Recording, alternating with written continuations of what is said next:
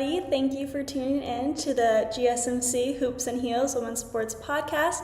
My name is Samantha Genzer, and I'm going to be your show host for today. We have a very exciting show for you. We are going to be covering the name of the 13th WNBA team, why Tennessee softball can and can't win first place at the WCSW, how certain gymnastics stars have been prepping for the Olympics, and NIU and MSU championships in track and field.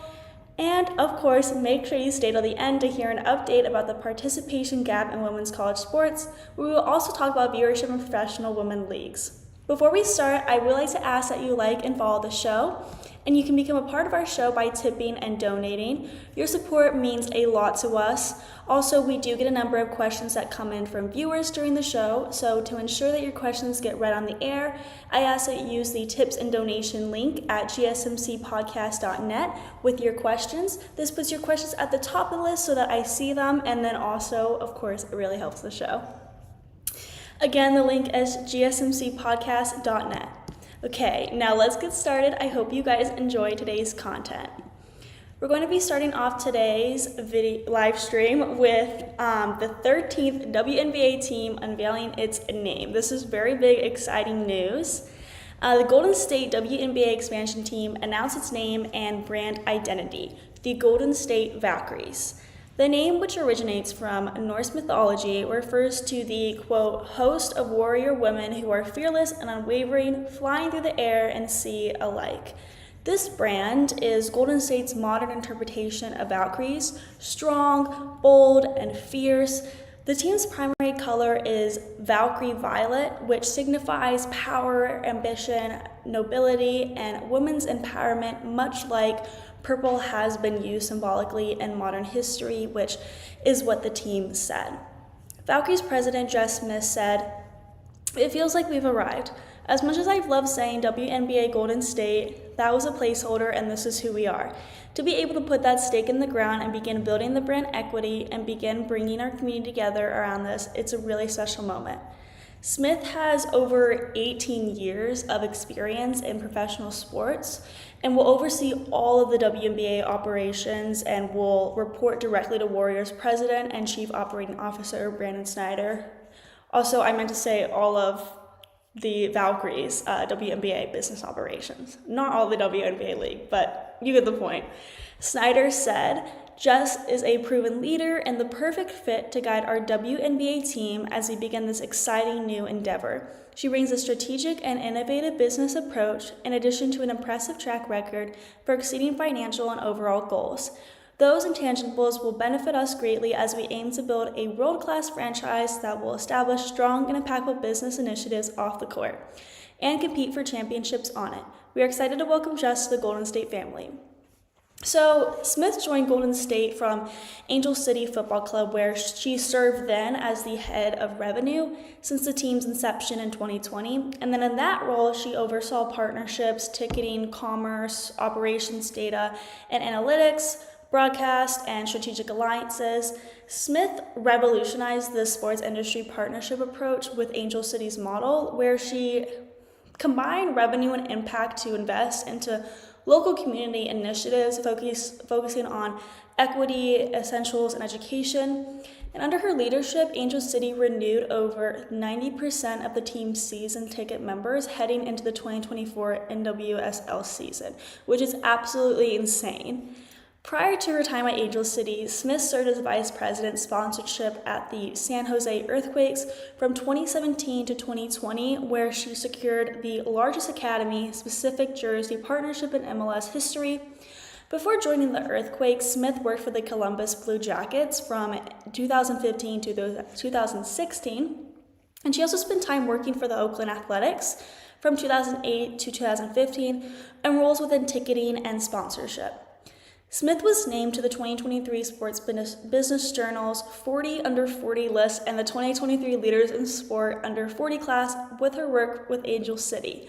Smith holds her BA in journalism from State University of New York and received her MSA from Ohio University. So the Valkyries are in very good hands with Jess Smith. The team's general manager is Ohema Nyanen from the New York Liberty. In her role, Nyan will oversee all basketball operations with the Valkyries, inclusive of a roster construction, team building, and player development. Nyan will report to Warriors co-executive chairman and CEO Joe Lacob. Lacob said, Ohema is the perfect fit to lead our WNBA basketball operations as we prepare for our inaugural season in 2025. As we move through the GM hiring process, it became more apparent each day how impressive and well-versed Ohema is in all facets of the business and as a person. She brings an incredible knowledge of the WNBA and international women's basketball landscape from her time with the Liberty and USA Basketball. Additionally, she has a deep passion and desire to build a strong culture and ultimately win basketball games. We are thrilled to welcome her to the Golden State.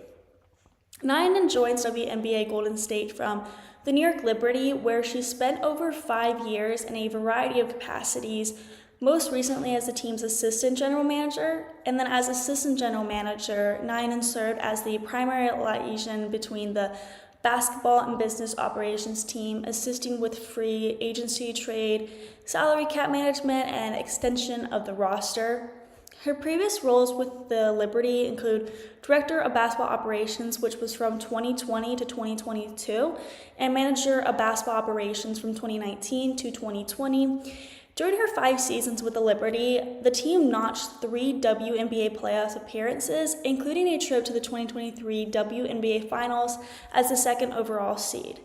Prior to her time with Liberty, Nyan spent 5 years as USA Basketball's assistant director of the women's national team, where she led youth women's national team to international competitions, managing delegation, logistics, and serving as the translator in Spanish-speaking countries.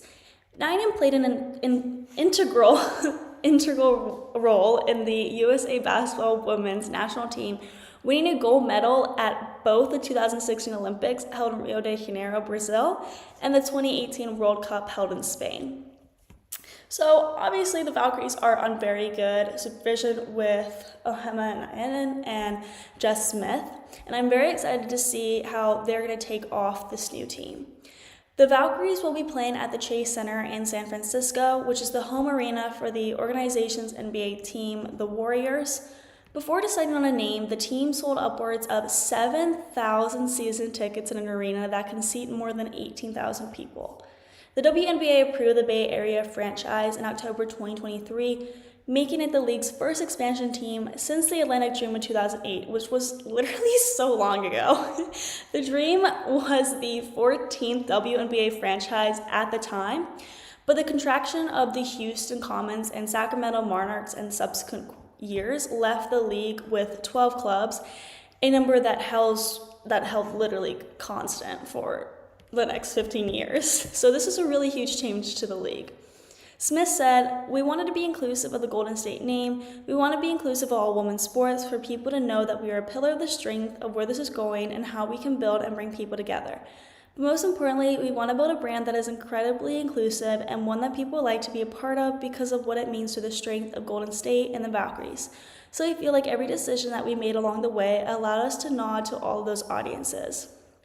The development of this brand, led by Warriors Senior Vice President of Marketing Amanda Chin, started in October 2023 when the expansion franchise was officially announced and approved. The franchise used the agency Cartwright while also looking for community input. Smith pointed to the San Francisco Chronicle write-in survey in which 25% of respondents suggested the name Valkyries for the team name. Golden State won't be the newest team for much longer, to be honest, as Commissioner Kathy Engelby has expressed hope that the WNBA will expand to 16 franchises by the year 2028, which is really soon if you think about it. A 14 team is reportedly set to debut in Toronto in 2026, though the league has yet to confirm that news. At last week's meeting with the Associated Press sports editors, Engelbert said that the 15th team will be announced this year, with up to 10 cities still up for conversation for the 16th spot. I'm not sure if that is actually going to happen. I hope it is, obviously, but judging just based on historical patterns, how long it took for them to make a 13th team since 2008, I feel like this might actually take a bit longer than expected, which would be disappointing, but I am hoping that another team will come out soon, of course. This Saturday, May 18th from 2 to 6 p.m., Thrive City will host a Valkyries block party featuring appearances and performances from iconic artists with ties to the Bay Areas. Valkyries merchandise is available now at shop.valkyries.com, and the collection includes products from FISLL, Nike, Playa Society, The Wild Collective, Wear by Erin Andrews, and Wilson. Before we transition to the next segment, I wanted to go more into detail about the logo actually is and what the brand will look like identity-wise. The outer shape of the logo is a V, which represents the V in Valkyries and symbolizes the unity of a group of Valkyries in flight and standing for victory. The Bay Bridge is depicted to reinforce the team's presence across the bay, but specifically the tie between the team's homes in both Oakland, where the team's practice facility and front office is located, and in San Francisco's Chase Center, where the team will play all home games. The bridge tower doubles as a sword, a symbol of courage, power, and authority. Swords are a weapon frequently depicted with Valkyries in mythology, and the bridge cables double as wings, a strong telegraphic symbol of Valkyries. The 5 triangles formed within the wings represent the 5 players facing each other on each side of the court, which is very creative. The 13 lines coming from the top of the sword represent the Valkyries becoming this 13th active team in the WNBA. Valkyrie violet, the color, symbolizes power, ambition, nobility, and women's empowerment, which is just like how that color purple has been used symbolically in modern history. It's great to see that it's taking on in the sports world. I really like how this logo and brand identity was really thought out. I feel like it really encompasses the entire brand, and I feel like it is really going to make headlines and really be a very standout team, especially with the Valkyrie violet or the purple color that they have. So we're now going to move on to our next segment, where we're going to be talking about how Tennessee softball can and can't win first in the Women's College World Series. But before we do that, we're going to be taking a short break, so I will see you guys very, very soon. Looking for your daily fix of sports talk without having to pay for it? GSMC Sports Network is available on YouTube. Just search GSMC Sports Network. Get your fix of daily sports talk shows on YouTube, absolutely free. NFL, college football, NBA, MLB, MMA, UFC, fantasy football, and so much more.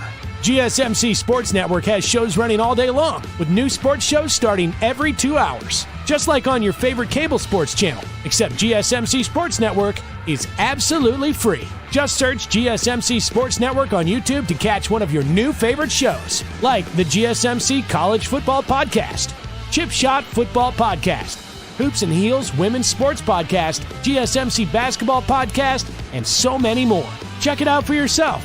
GSMC Sports Network, now available on YouTube absolutely free. Search GSMC Sports Network on YouTube right now.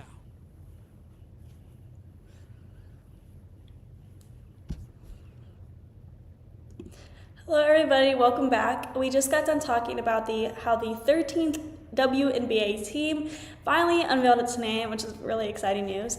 We're now going to dive into the next segment where we talk about how Tennessee softball can and can't win first in the WCWS. Before we do so, I just wanted to remind you guys to like and subscribe to the channel. Also, you can become a part of our show by tipping and donating. Your support means a lot to us. Also, we do get a number of questions that come in from viewers during the show, so to make sure that your questions get read on the air, I ask that you use the link gsmcpodcast.net so that I can see the questions, and of course, we do really appreciate the support.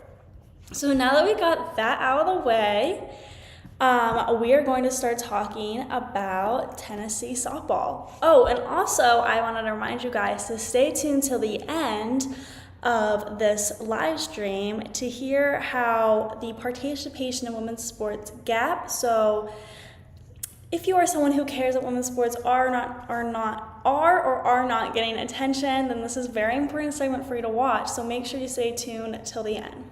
Okay, so now let's start talking about Tennessee softball. So Tennessee softball is in position for another run to the Women's College World Series after being selected the number 3 national seed Sunday, the highest NCAA tournament seed in program history. The Lady Vols are coming off their second straight SEC regular season championship, another program first, and they are hosting the NCAA regional rounds in Knoxville for the 19th consecutive season. Tennessee will face Dayton, which has a record of 31-19 on Friday. Miami of Ohio with a record of 48-7, and Virginia with a record of 32-18 will play in the first game of the day as well. Tennessee dominated a stacked SEC, winning every series and taking down 7 ranked opponents, but there are many reasons as to why Tennessee may not and why they can actually win. First, we're going to talk about why Tennessee softball can win the WCWS in a more positive light. The Lady Vols, the top seed in the SEC tournament, was upset in their first game by number 8 seed LSU on Thursday, losing 2-1 in the pitchers' duel. Florida went on to win the title, and not getting a single win at the SEC tournament will not sit well with the Lady Vols, even though the circumstances were less than ideal, having had to wait out a 7-hour weather delay. So they do have time to recover from that. So they did get an extra few days off to stew the loss, which will hopefully only motivate the team even more. Tennessee has responded well to losses or poor performances all season and in the past, really, and this is one of Coach Karen Weekly's most talented teams. And the Lady Vols, who returned a strong core from last season, could accomplish something that they've never done before. I do have faith that they will be able to recover from a loss. The team is very strong mentally, and they have great teamwork and team leadership, so I feel like this wouldn't be as much of a challenge for them. Also, Tennessee has the most dominating pitching duo in the nation. One of the reasons for Tennessee's dominance is its 2 starting pitchers. Sophomore Carlin Pickens won SEC Pitcher of the Year, and graduate Peyton Gottschall was a first-team All-SEC selection. And they bring completely different looks into the circle. Pickens pitches with a rare level of velocity, regularly throwing faster than 70 miles per hour, and the development of her changeup made her the SEC leader in whiff rate. Gottschall is one of the best at attacking the strike zone. She throws at lower speeds than Pickens does, but she has an arsenal of pitches, and her strike-to-walk ratio of 5.77 ranks her as number 13th in the nation. However, it's important to recognize that there are still many reasons as to why Tennessee softball may not win the WCWS. Just like the past, the Lady Vols offense may fall flat again. Tennessee struggled against the aces of Stanford and Texas at the beginning of the season. The Lady Vols hit their stride offensively and are a much different team now, but they still suffered 2 shutout losses in SEC play and could not get timely hits against LSU in the SEC tournament. However, they're still ranked in the top 5 in the SEC in nearly every offensive category, including batting average, slugging percentage, on-base percentage, run scores, and RBIs. So Tennessee will face the best pitchers in the country if it advances to the WCWS. In order to win its first national championship, they can't have an off night offensively. Also, the winner of UT's regional faces the winner of national number 14 seed Alabama's regional, which includes USC Upstate, Southeastern Louisiana, and Clemson. The Lady Vols won their series against Alabama, but the Tide also handed them one of the only 3 shutout losses this season. Tennessee did beat Clemson, but it was a pitcher's duel that ended in a 2-1 win for UT. Both teams would be a challenge in the Super Regionals, and that's not even accounting for the rest of the field that the Lady Vols might face in the WCWS. They have the potential to win it all, but they will have to get even better the further they get in the postseason. And it is true that they do have a lot of setbacks with them offensively. To me personally, I think Tennessee has an amazing chance of winning just based on reputation and background. They have been doing really well, and if they continue with that confidence and stride, then they have an enormous shot of winning. Hopefully these offensive issues in the beginning of the season do not continue, and instead they put their head up high and stay confident throughout. And we have seen them be very confident as a team, especially with their teamwork and team leadership. So I do have faith in them that they can get more confident and boost that stride that they have to win. It is just a concern offensively, and they will need to, pay more attention to that before championships and all of that. So we're now going to talk about how some gymnastics stars are prepping for the Paris Olympics and the U.S. Olympic trials. Before we do that, we are going to take a short break, so I will see you guys very, very soon. I feel like I'm losing my mind. Is everybody in the world blind? Please, Lord, give me a sign, a sign.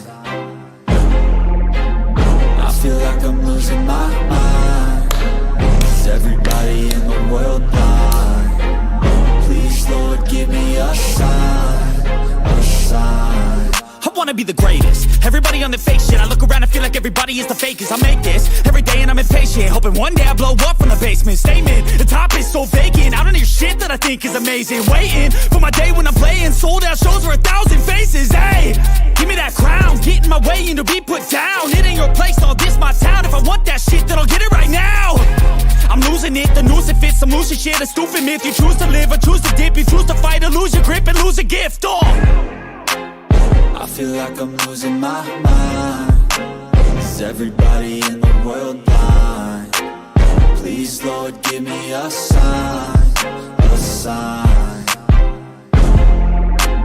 I feel like I'm losing my mind. Is everybody in the world blind? Hey guys, welcome back. So we just got done talking about how Tennessee softball can and can't win first place in the WCWS, and we're now going to transfer into my favorite segment of today, where we're going to be talking about Olympic gymnasts. So we're going to be talking about how gymnastic stars are prepping for the Olympics, and we're going to be focusing on 4 very prominent and famous Olympians. We're going to focus on Suni Lee, Simone Biles, Jordan Chiles, and Jade Carey. So without any further ado, we're going to start talking about these absolutely amazing gymnasts and how they're prepping. So to start, Suni Lee. Suni Lee, as we know, has faced kidney-related issues, so we're obviously going to dive into that as well. But she said that she's faced new challenges in the last 12 months, finding new goals and relying on past trainings. And as we know, Suni Lee was the Olympic all-around champion in 2020. She achieved a team silver medal and a bronze medal on the uneven bars. She also advanced to the balance beam finals in 2020. In the beginning of May, Lee opened up about her challenges in an interview. She talked about how she was a different athlete in the 2020 Olympics. While her coaches encouraged her to be proud of her hard work no matter what, Lee feels that she is not the same athletic-wise, but her coach's encouragement is definitely helpful for her to gain that confidence that she needs. Fortunately, she has a support system that she can lean on to help with her confidence. She says she talks to a therapist a couple times a week, and she has worked on prioritizing her mental health, which is great. She says that her coach is like her dad in a way, as he is always encouraging her, and they really helped her during her 2 kidney-related diseases. Lee also opened up about overcoming health obstacles and to return to the competition, like her 2 kidney-related diseases. Her doctor said that he thought Lee would never do gymnastics ever again, so for Lee to even be competing right now is a huge accomplishment in itself. She is in remission right now and is focusing on the upcoming Paris Olympics. In regards to the Olympic trials, Lee is nervous that it is in her home state of Minnesota, and honestly, I would be too, being in like a home state. That seems very nerve-wracking. She says it's making her a lot more anxious being in her home state, including the fact that a lot of her family members and friends of hers are flying in to see her compete. So that seems a little bit nerve-wracking. I do not blame her at all. And then following the Olympic trials, Lee is looking forward to the Paris Olympics, like seeing many athletes and creating relationships with them. She says it was super fun to be able to support the other athletes in the 2020 Olympics. Lee has put pressure on herself in the upcoming Olympics, and in an interview she said, "I feel like this time is more proving it to myself because, of course, in the back of my head I think, oh, you didn't deserve to win. And I told myself that so much because of the circumstances, but that's just me being hard on myself because I'm going to be my biggest critic. This time is more about proving it to myself and proving that I deserve to be on the Olympic team and that I deserve to be there with all of the other athletes." Despite all of this pressure, Lee says that she feels prepared on the balance beam and pretty good on the uneven bars. She competed in the vault and balance beam in August 2023's U.S. Classic and U.S. Championships, but she ended up withdrawing from Team USA World Championships and Pan Am Games selection competition months later, which pretty much ended her season and began a difficult 5-month period from which she and her coach, Jess Graba, says she's only recently emerged. Lee says she's had a rough patch being in and out of the gym for about 5 months. She says it was a really mental challenge trying to figure out her health issues. Graba, her coach, said that Lee seemed very depressed when she had to miss out on going to the gym. But now that Lee is doing better, she has been able to spend literally 8 hours a day in the gym and get ready for the Olympic trials with her mindset on the Paris Olympics. So we're now going to talk about Simone Biles, who we all know for her explosive power, intricate skills, and unmatched success in the sport, making her one of the greatest gymnasts of all time. She also is one of the most decorated gymnasts. Actually, I think she is the most decorated American gymnast, fun fact. She has won a total of 32 Olympic and World Championships medals, and she's currently planning to ace dangerous moves at the Paris Olympics, which I am so excited to watch, because we all know that she created a lot of moves, which we'll get into, and it's created a lot of different skills, so it's interesting to see how she's going to take up this new Olympics. So according to her coach, what she's been prepping for the most is these new dangerous moves. Biles was the creator of the Yurchenko double pike in 2023, which really helped her gain recognition as a professional gymnast all around the world.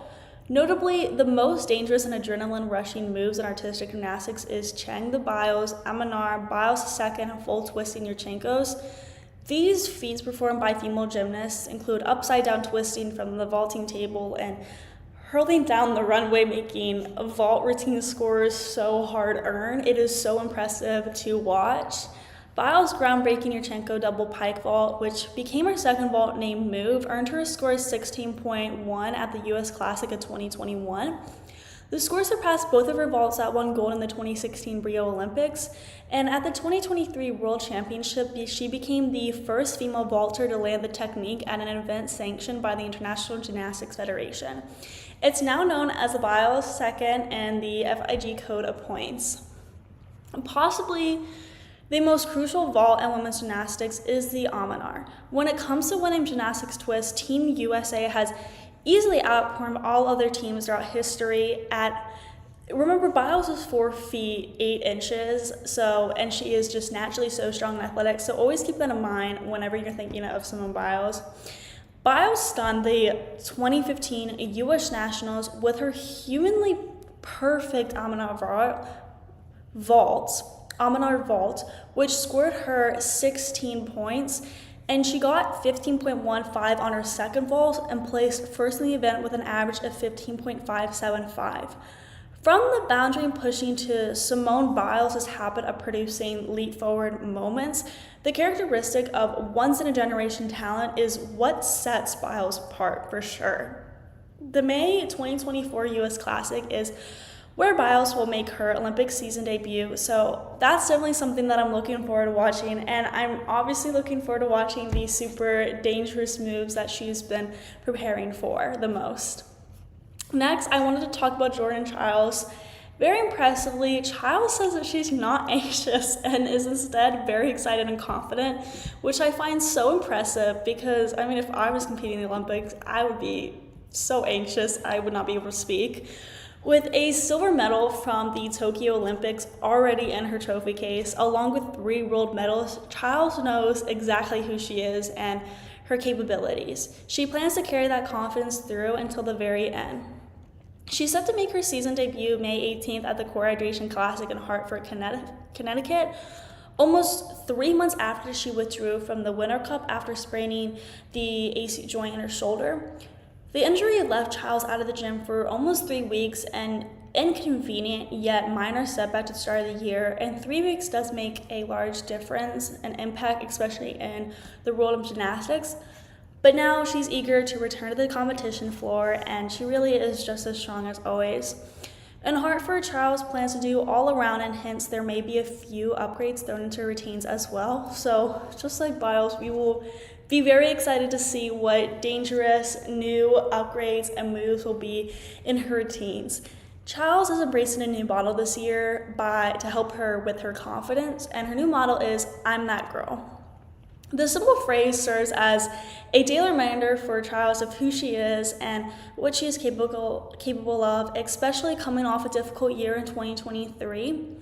After a successful sophomore season with the UCLA Bruins, where she picked up NCAA titles on uneven bars and the floor exercise, as well as a second-place finish in the all-around, Charles had a quick turnaround to prepare for her elite competition season.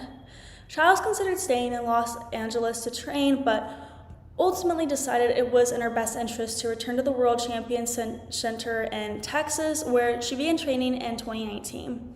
With just a few short weeks of training and with her coaches Laurent and Cecily Landy before a busy elite season got underway, she hit the ground running and didn't look back. Charles finished 5th in the all-around at the U.S. Championships, but she struggled nearly a month later at the World Championship selection camp, where it was ultimately decided that she would not be selected for the American team headed to Belgium. As difficult the decision was, Charles used the time to reflect and refocus. Charles said, "There are times where you should take time for yourself and really focus on what you want, because at the end of the day, you're doing this for yourself, so you should understand your why. Did I want to make the world team? 100%. Was I supposed to make the world team? That was all God telling me there's a reason why." Though she missed the world's team, Charles kept her chin up and represented the U.S. well at the 2023 Pan American Games, winning team gold, vault silver, and all-around bronze. Then it was back to the gym to keep grinding. Charles decided to defer her enrollment at UCLA to focus solely on her preparations for Paris Olympics. The door is open to return for the 2025 NCAA season, but for now, Charles is laser focused on her elite professional training. Lastly, I wanted to talk about Jade Carey. Carey apparently had a difficult season in 2023, and obviously and reasonably, she was very frustrated with herself. Carey has won 7 medals at the World Championships, including 3 golds, and is a reigning Olympic champion on the floor exercise. But last year, she finished a surprising 15th at the U.S. Championships in the all-around, her first time outside the top 8 at the event in her career. With Carey's junior season as part of the Oregon State University's women's gymnastics team having wrapped up last week at the NCAA Championships in Fort Worth, Texas, she says that up and down 2023 season has informed how she and her coach, who is also her father, Brian Carey, I did not know that, that was interesting to me, have approached this Olympic season differently.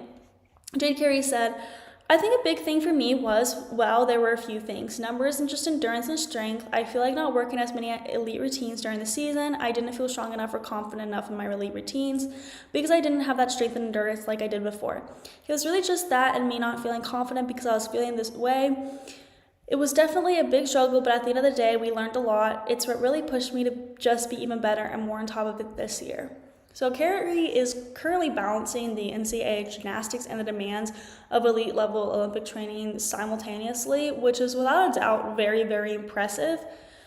And honestly, that seems very, very difficult.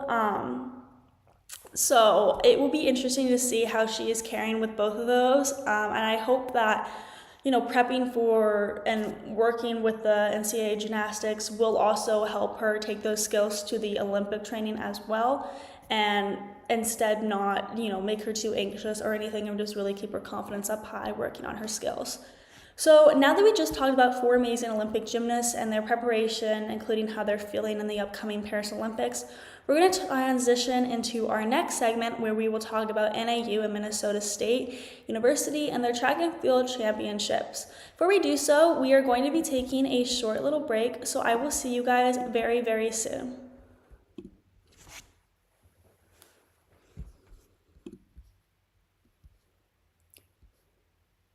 For the best and latest podcasts available anywhere, go to the podcast app on your cell phone and type in GSMC. to access free content-rich podcasts on health and wellness, book reviews, sports, entertainment, relationships, social media, movies, technology, finance, and even weird news. Subscribe and download the GSMC Podcast Network's family of shows, available everywhere podcasts are found.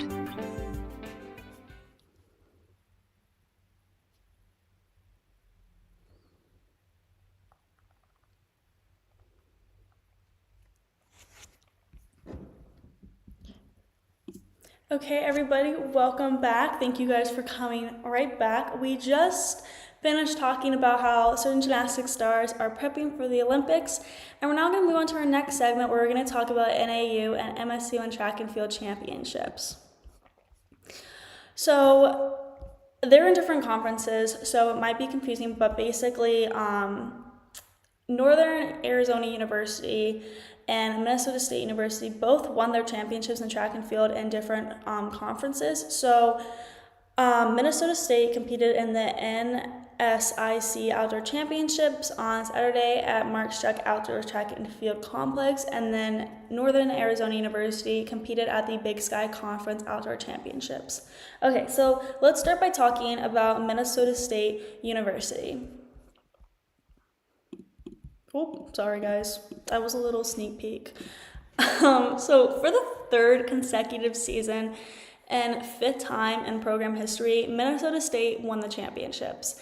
The NCAA Division II three-day event hosted on MSU campus featured NSIC record performances, facility record times, and Olympic qualifiers. The MSU Mavericks topped the charts with 252 points in a 14-team field.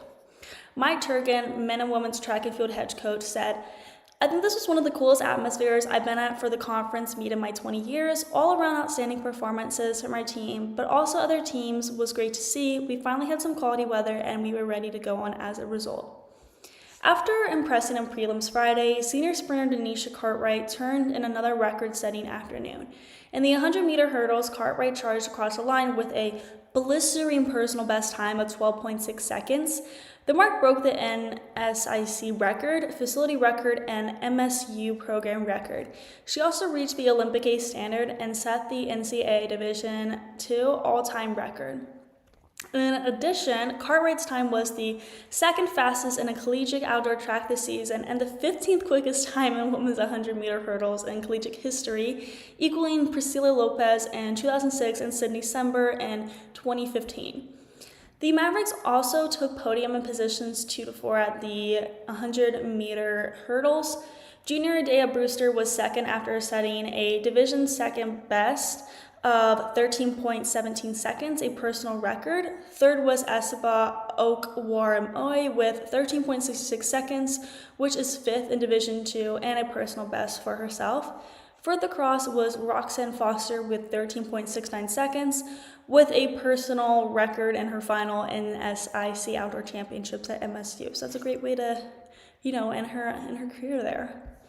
Cartwright continued in the 200-meter finals, where she placed fourth with a season best and facility record time of 23.07 seconds, which is good for second in Division II this spring. Teammate Lanisha Norwood with a time of 24.07 seconds crossed fourth, and Tijuanique Morden with a time of 24.43 seconds was fifth. The 100-meter dash was won by Cartwright with a record time of 11.3 seconds. Brewster was also fourth with 11.62 seconds, which is overall the 24th place in Division II. Cartwright was not the only MSU athlete to break NSIC records on Saturday. Senior Paige Hickson posted a pole vault mark of 4.21 meters for first place, and Hope Stengel came in third at a height of 3.71 meters. Gada Hamdani surpassed the NSIC record in women's triple jump, and it was Hamdani with the first place line in the sand at 12.86 meters, which is the third best in Division II this season. Teammate Stella Neophyto at 12.83 meters and Lillian Washington at 12.68 meters were third and fourth respectively, both inside the top 10 nationally. So obviously MSU is really pushing for those rankings up there. The MSU Mavericks also dominated in discus throw. Senior Madeline Freitag won the event with a heave of 47.42 meters. Aubrey Brown took second place with a throw of 47.17 meters, which is a personal record and good for 18th in Division II. Freitag also won the shot put on Friday for MSU. Senior Isla Elaine, recognized on Saturday for the NSIC Elite 18 Award, won the 400-meter hurdle finals for MSU with a personal record time of just right over 1 minute, which is 20th in Division II this spring. Lane also performed well in 400 meters with a second place time of 54.54 seconds, which is 21st in Division II and a personal best for herself. Teammate Elizabeth Schmidt crossed in fourth at 57.19 seconds. And then senior McKenna Thurston took home first place in the 1500-meter run. Her 21st best time in Division II was 4 minutes and 25.19 seconds, which is her personal record. Madison Magstex represented MSU's top finish in the 5,000-meter run with a 9th place finish of 17 minutes and 52.85 seconds. The day ended on track with relays, obviously. Cartwright joined forces with Brewster, Morton, and Rose Kramer and won the 4x100-meter relay in a facility record 45.26 seconds ahead of University of Mary, which is a huge deal because University of Mary has a great reputation in women's track and field. Minnesota State also won the 4x400-meter relay in 3 minutes and 50.25 seconds. The Mavericks' third straight outdoor conference title followed their fourth straight indoor title in February. Minnesota State women's outdoor track and field ranked number 5 in Division II in this week's USTFCCCA Team Ratings Index, and the NCAA Division II Outdoor Championships are set for May 23rd to the 25th, and in Kansas, with entries announced next week. Coach Turgan said, "We're going to have some rest because this was a big meet that drained everyone. We've been pushing them pretty hard, but we'll have a couple of days of rest and then start to gear up on Wednesday. Our men's and women's teams both made dramatic strides. We just need weather. Our big goal is to win a trophy on the women's side and then get to the top 6 or top 8 on the men's side, then build from there because anything can happen at the national meet." And that is very true. Really anything could happen at the national meet, so it'll be very interesting to see how it goes. So now, moving on to NAU's victory. Okay, so the Northern Arizona University women's track and field team made their 4th consecutive Big Sky Conference Outdoor Championship title Saturday in Montana. The women scored a total of 240.5 points, which is the 3rd highest point total in conference championships history. Madeline Wilson was named Women's Most Valuable Athlete, while Anika Reese was named Women's Most Outstanding Performer. Wilson won both the 100 and 200 meter races. She ran a time of 11.70 seconds, or 7. I don't know how people, I would say 7. So 11.7 seconds in the 100 meter and 2.83 seconds in the 200 meter. Carrera Ray also competed in the 200 meter, running a personal best of 23.63 seconds to place second. Reese took the event win in the 1500, finishing in 4 minutes and 17.71 seconds to earn 10 points. Maggie Condon and Nikita Moore placed 3rd and 4th with times of 4 minutes and 21.93 seconds and 4 minutes and 22.78 seconds. Gracelyn Larkin placed 5th with a time of 4 minutes and 23.84 seconds, while Kira Moore placed 6th with a time of 4 minutes and 24.01 seconds. Bryn Morley and Cara Beluga competed in the same event, with Morley placing 7th with a time of 4 minutes and 25.21 seconds. Oh my goodness, 25 minutes, that would be crazy. I meant to say Morley placed 7th with a time of 4 minutes and 25.21 seconds, and Beluga placing 8th with a time of 4 minutes and 25.86 seconds. Ava Mitchell finished 9th in the event after running a personal best of 4 minutes and 29.16 seconds. And then we have Condon won the 800 meter, crossing the finish line in 2 minutes and 6.38 seconds. Reese placed 3rd in the event with a time of 2 minutes and 7.5 seconds, and Nikita Moore and Kira Moore finished 4th and 5th, running times of 2 minutes and 9.20 seconds and 2 minutes and 10.52 seconds. Odessa Zenz placed 7th in the event with a time of 2 minutes and 13.24 seconds. Ray won the 400-meter event with a school and conference record time of 52.19 seconds, which is insane to get both of those records in the same race. Piper Pfister took gold in the javelin with a personal best of 46.04 meters, and Amelia Bicklegs was 8th with a mark of 38.2 meters. The women's 4 to 100 meter relay ran the 4 by 100 meter relay. Oh my gosh, should I say 4 and 100? The women's 4 by 100 meter relay. That's what I meant to say if I said that wrong. Okay, the women's 4 by 100 meter relay ran the second fastest time in school history as they finished first with a time of 44.44 seconds. Kanisha Lee Kerr placed first in the triple jump with a personal best of 12.99.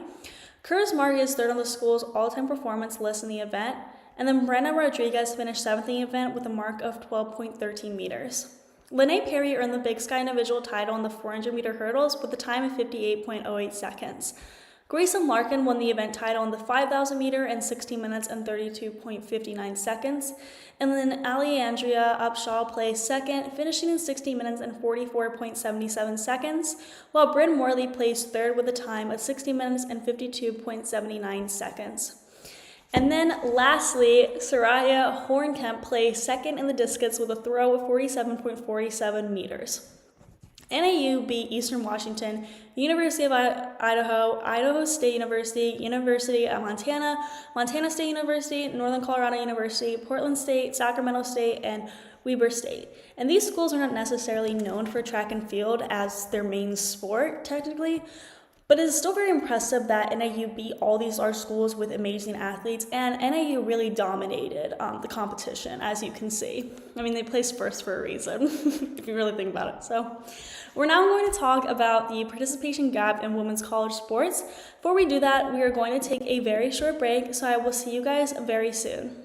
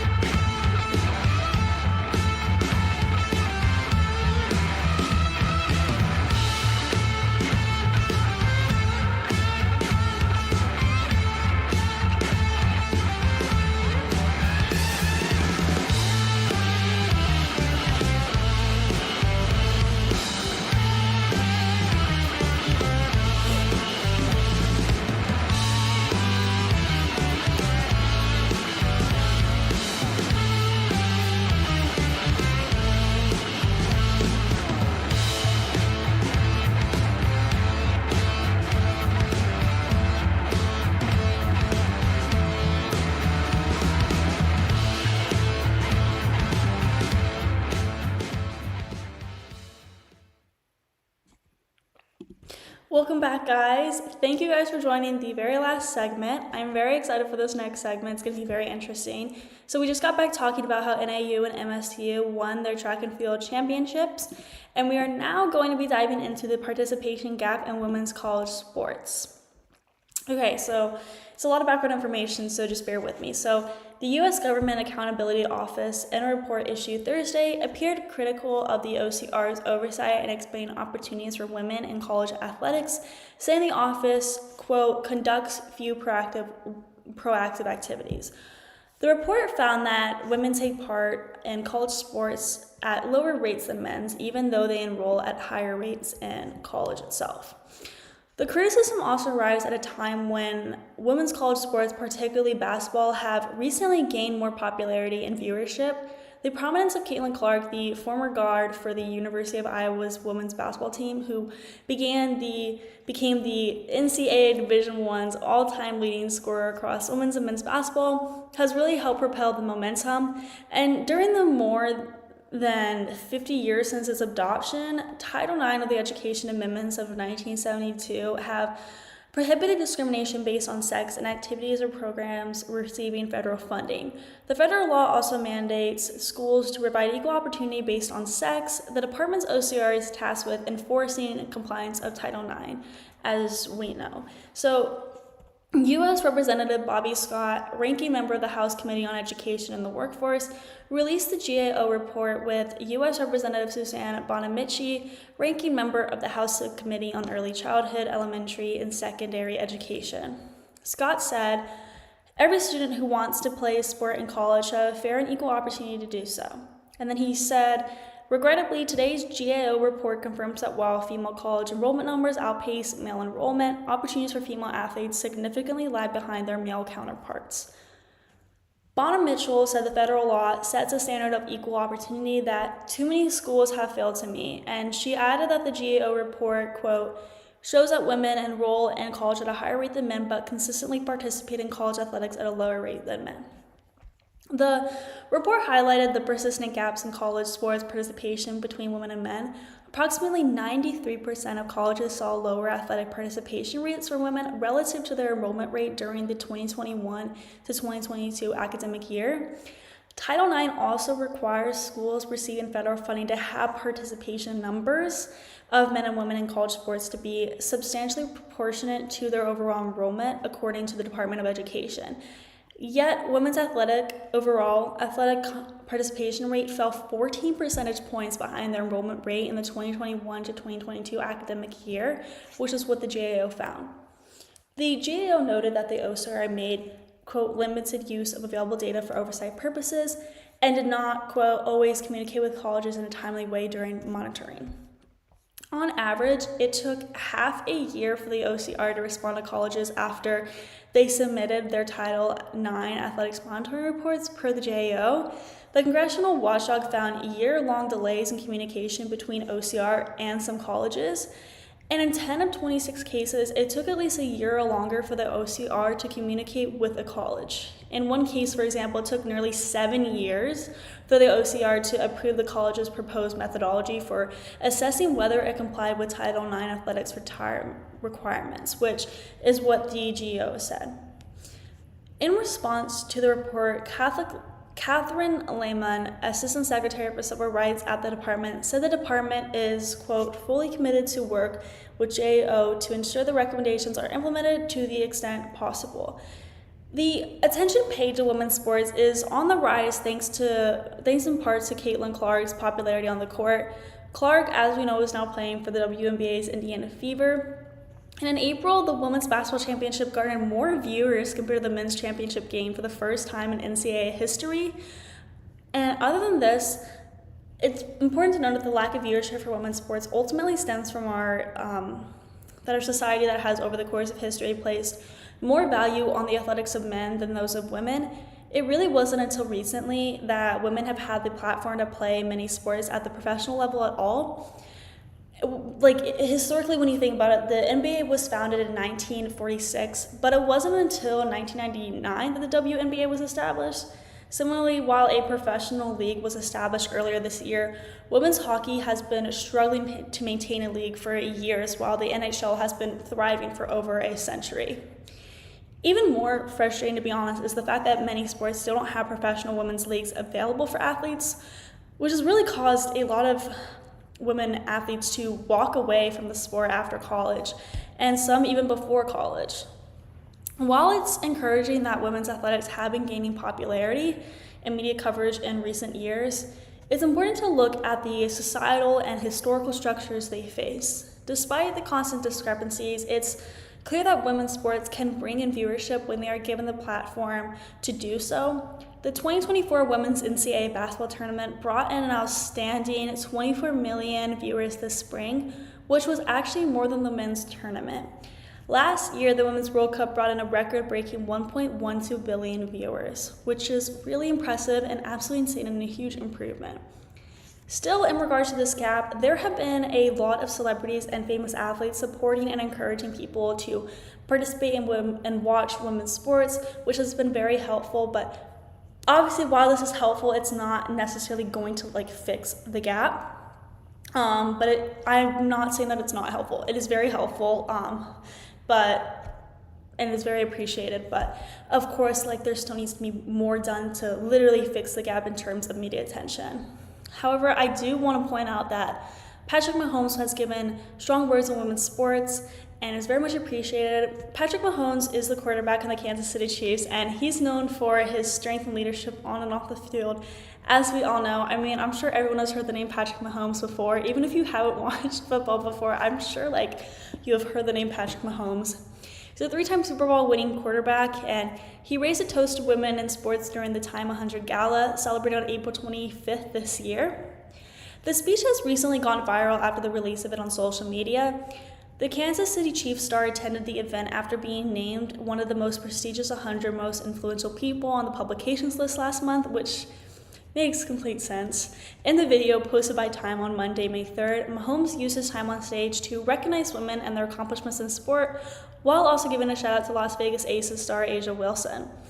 During the speech, Mahomes said, "I'd like to raise a glass to the new era in sports, an era where when the women's game is finally getting the attention it deserves. Tonight I'd like to propose a toast to the rise of women's sports. The real reason you should toast women's sports is because they're incredible. Women's sports has it all, and I think people are starting to figure it out."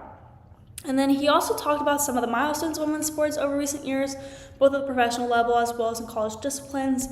Mahomes is right, and if you ever thoroughly watch the NWSL, the WNBA, or any other women's sports league, you would know that these women are legit amazing athletes. You also probably know that the players are severely underpaid in many of the leagues, and Mahomes has also advocated for that. The NFL has a player who is the face of the league and is doing everything right, and is very much appreciated. Hearing his passion about women's sports makes it even harder for people to dislike him, because there are controversies that rise with him, so this is very appreciated that he has come out and showed his appreciation for women's sports. Also, his speech attempts to help fix the participation gap in some way, and even though he is referring to professional leagues like the WNBA, this speech still brings light onto women's college sports overall, like women's sports in general, which also then leads to women's college sports also. So that concludes our last segment. Thank you guys for tuning in to the GSMC Hoops and Heels Women's Sports Podcast presented by the GSMC Sports Network. Your support means a lot to us, so please remember to subscribe to the show and leave a positive review. It really does make a difference. We also invite you to follow us on Facebook, Twitter, TikTok, and Instagram for more content and updates. Thank you once again, and have a wonderful day.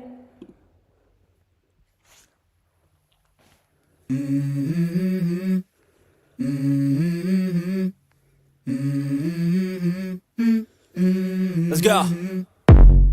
I wake up to a little bit of drool on my pillow, feel like it's gonna be a bad day. Yeah, I'm tired of shit, and the coffee ain't hit yet, damn, ain't that great.